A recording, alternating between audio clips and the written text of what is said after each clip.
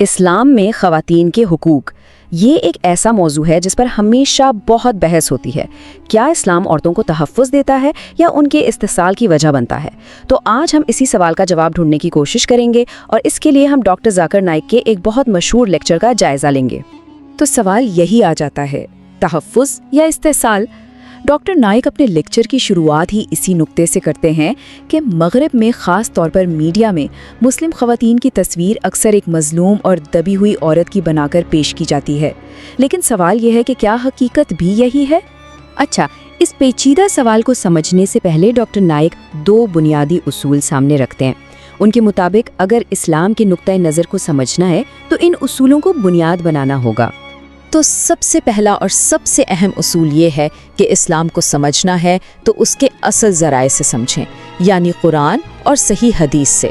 Doctor Naik اس بات پر بہت زور دیتے ہیں کہ کچھ مسلمانوں کے ذاتی اعمال یا ان کے ثقافتی رواجوں کو دیکھ کر پورے دین کے بارے میں کوئی رائے قائم نہیں کرنی چاہیے، کیونکہ اکثر یہ چیزیں اصل اسلامی تعلیمات سے بہت مختلف ہوتی ہیں۔ اب آتے ہیں دوسرے اہم تصور پر، اور وہ ہے مساوات اور یکسانیت کا فرق۔ ڈاکٹر نائک کی دلیل یہ ہے کہ اسلام مرد اور عورت میں مساوات یعنی ایکوالٹی کی بات کرتا ہے، یکسانیت یعنی آئیڈینٹیکلٹی کی نہیں۔ ان کے مطابق خالق نے دونوں کی جسمانی اور جذباتی ساخت مختلف بنائی ہے، تو اسی حساب سے ان کے کردار بھی الگ ہیں۔ یہ بالکل ایک ٹیم کی طرح ہے جہاں ہر کھلاڑی کا کام الگ ہوتا ہے، لیکن ٹیم کے لیے ہر کھلاڑی کی اہمیت برابر ہوتی ہے۔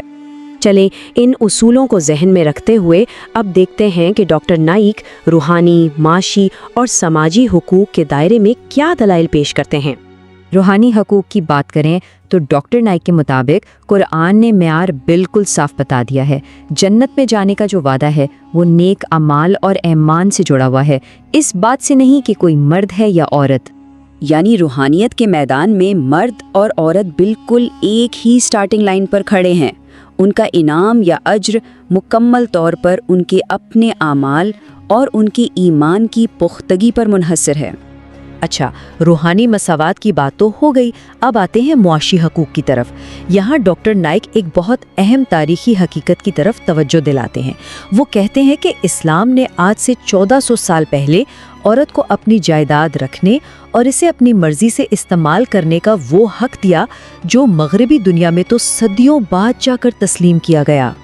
ڈاکٹر نائک کے مطابق اسلام کا جو معاشی ڈھانچہ ہے نا، وہ عورت کو ایک طرح کا مالی تحفظ دینے کے لیے بنایا گیا ہے۔ یعنی شادی سے پہلے اس کی مالی ذمہ داری اس کے باپ اور بھائی پر ہے، اور شادی کے بعد یہ ذمہ داری شوہر اور بیٹی پر آ جاتی ہے۔ اور سب سے اہم بات یہ کہ اگر عورت خود کچھ کماتی ہے تو وہ پیسہ مکمل طور پر اس کا اپنا ہے، اس پر کوئی زبردستی نہیں ہے کہ وہ اسے خاندان پر خرچ کرے۔ وراثت کا معاملہ ایک ایسا موضوع ہے جس پر اکثر سوال اٹھایا جاتا ہے کہ بیٹے کو بیٹی سے دگنا حصہ کیوں ملتا ہے۔ تو آئیے دیکھتے ہیں کہ ڈاکٹر نائک اس کی کیا وضاحت کرتے ہیں۔ یہاں ڈاکٹر نائک یہ دلیل دیتے ہیں کہ بیٹے کو زیادہ حصہ اس لیے ملتا ہے کیونکہ اس پر مالی ذمہ داریاں بھی زیادہ ہیں۔ اسے اپنی بیوی، بچوں اور بعض صورتوں میں والدین کا بھی خرچ اٹھانا ہے، جبکہ بیٹی کو جو حصہ ملتا ہے وہ خالصتاً اس کا اپنا ہے، اسے وہ کسی پر خرچ کرنے کی ضرورت نہیں۔ تو اس منطق کے مطابق یہ تقسیم ذمہ داریوں میں توازن پیدا کرنے کے لیے ہے۔ اب بات کرتے ہیں سماجی حقوق کی، اور یہاں اسلام ماں کو ایک بہت ہی بلند مقام دیتا ہے۔ جیسا کہ نبی کریم صلی اللہ علیہ وسلم کا یہ مشہور فرمان ہے کہ جنت کا راستہ ماں کی خدمت سے جڑا ہوا ہے۔ اس احترام کی گہرائی کا اندازہ اس حدیث سے لگایا جا سکتا ہے جب ایک صحابی نے نبی صلی اللہ علیہ وسلم سے پوچھا کہ مجھ پر سب سے زیادہ حق کس کا ہے، تو آپ نے 3 بار فرمایا تمہاری ماں، اور جب چوتھی بار پوچھا تو فرمایا تمہارا باپ۔ یہ ترتیب معاشرے میں ماں کے مقام کو بالکل واضح کر دیتی ہے۔ ایک اور بہت اہم سماجی حق ہے شادی میں عورت کی رضامندی۔ ڈاکٹر نائک تاریخ سے ایسے واقعات بتاتے ہیں جہاں نبی صلی اللہ علیہ وآلہ وسلم نے ایسی شادیوں کو ختم کر دیا جو لڑکی کی مرضی کے بغیر کر دی گئی تھیں۔ یہ اس بات کا پکا ثبوت ہے کہ اسلام میں زبردستی کی شادی کی کوئی گنجائش نہیں ہے۔ تو ٹھیک ہے، ہم نے روحانی، معاشی اور سماجی حقوق کو الگ الگ دیکھ لیا۔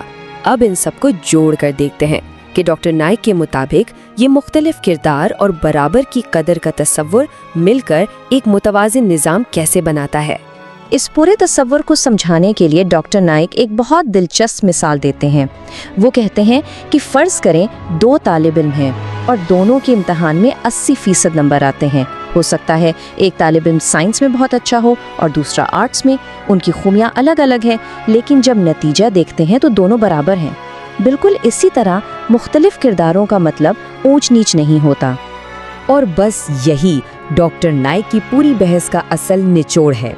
उनके मुताबिक इस्लाम में मर्द और औरत के दरमियान कोई बढ़तर या कमतर नहीं है, बल्कि दोनों के किरदार अपनी अपनी जगह अहम हैं और एक दूसरे को मुकम्मल करते हैं।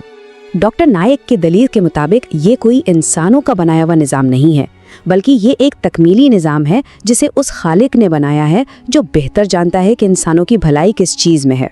तो आखिर में ये पूरा तज्जिया हमें एक बड़े सवाल के सामने ला खड़ा करता है। क्या हकीकी मसावात का मतलब ये है कि सबके किरदार एक जैसे हों, या फिर मुख्तलिफ किरदारों के साथ भी हकीकी मसावात कायम रह सकती है?